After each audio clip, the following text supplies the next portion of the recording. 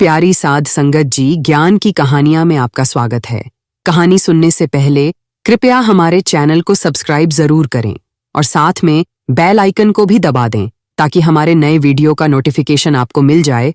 और अगर वीडियो अच्छा लगे तो कृपया लाइक, कमेंट और ज्यादा से ज्यादा शेयर करें। भगीरथ गुरु नानक देव जी का एक शिष्य था। गुरु जी ने भागीरथ को भाई मर्दाना जी की बेटी की शादी की खरीदारी के लिए लाहौर जाने के लिए कहा। भगीरथ ने गुरुजी से अनुमति ली और लाहौर के लिए रवाना हो गए। लाहौर में एक व्यापारी था जिसका नाम मनसुख था। वहां उनकी एक बड़ी दुकान थी। भागीरथ मनसुख की दुकान पर चला गया। मनसुख ने उनका स्वागत किया और उनसे पूछा, मैं आपके लिए क्या कर सकता हूं? भगीरथ ने उसे उन चीजों की सूची दी जो वह खरीदना चाहता था। लिस्ट देखने के बाद दुकानदार ने कहा, आज सब कुछ तैयार हो जाएगा, लेकिन हाथी दांत चूड़ी सेट में थोड़ा समय लगेगा। एक और दिन रुकें। आप परसों हाथी दांत चूड़ियां लेकर चले जाना। भगीरथ ने कहा, भाई, मुझे केवल एक रात लाहौर रुकने का आदेश है। अगर मैं दूसरी रात भी रुका तो मुझे लगता है कि मेरी पूरी जिंदगी बर्बाद हो जाएगी। मनसुख ने हैरान होकर पूछा, ऐसा कैसे हो सकता है कि एक रात अधिक रुकने से आपकी पूरी जिंदगी बर्बाद हो जाएगी? राजा की आज्ञा का उल्लंघन करने का मतलब पूरा जीवन बर्बाद करना नहीं है। तब भगीरथ ने कहा, मैं राजा की सेवा में नहीं हूं, मैं भगवान की छवि का शिष्य हूं। उनका आदेश है कि मैं केवल एक रात रुकूं। यदि मैं अधिक रुकूंगा तो यह मेरे गुरु की आज्ञा का उल्लंघन होगा। यदि गुरु शिष्य से नाराज हो जाए तो शिष्य का पूरा जीवन बर्बाद हो जाता है। आप मेरी स्थिति को समझें। मनसुख ने कहा, यह कलयुग है मेरे भाई। आजकल हर जगह पाखंड है। आप जिस प्रभु का उल्लेख कर रहे हैं वह कौन है? तब भगीरथ ने कहा, वह कोई मानव निर्मित गुरु नहीं है जो सच्चा या झूठा हो सकता है। वह एक पैगंबर है। प्रभु ने अपने प्रिय को भेजा है अथवा स्वयं आए हैं। वह मानव रूप में छिपा हुआ भगवान है। वह हमारी तरह ही काम कर रहा है जैसे मैं काम कर रहा हूं और आप काम कर रहे हैं। लेकिन जब आप उसके करीब पहुंचेंगे तभी आप अंदाजा लगा सकेंगे कि वह जो कुछ भी करता है वह ईश्वरीय है।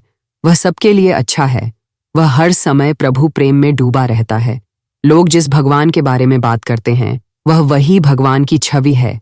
मुझे उनकी बात माननी होगी।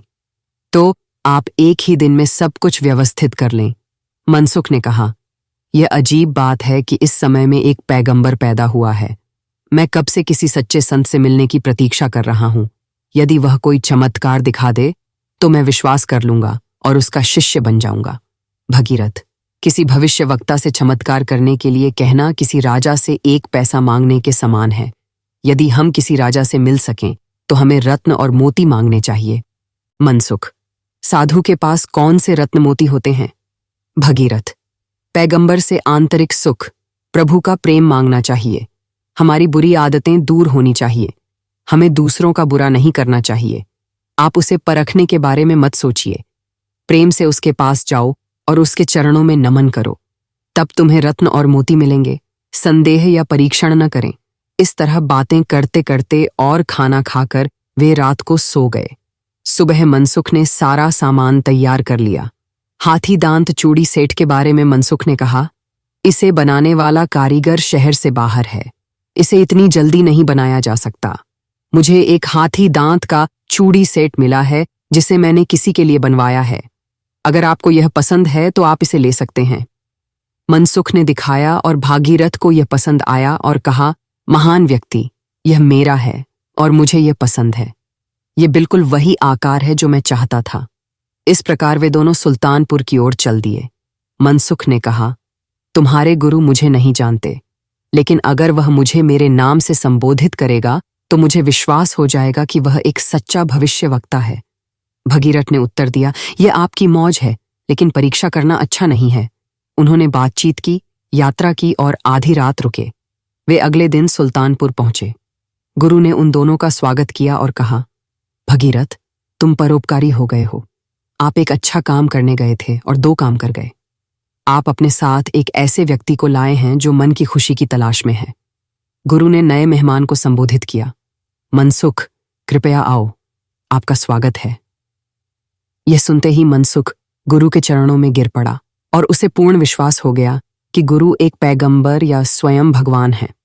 उनका स्वागत करते हुए गुरु ने मर्दाना को बुलाया और उन्हें लाहौर से खरीदी गई सभी चीजें दी और उन्होंने उन्हें अन्य समारोहों पर खर्च करने के लिए अतिरिक्त धन भी दिया। मर्दाना प्रसन्न हुआ। गुरु के प्रति उसके मन में पहले से ही प्रेम था। अब तो यह और भी बढ़ गया क्योंकि गुरु ने कठिनाई में उसकी सहायता की। वह सब कुछ लेकर गुरु की स्तुति गाता हुआ तलवंडी पहुंच गया। वहां भी उन्होंने सभी से गुरु की महिमा गाई।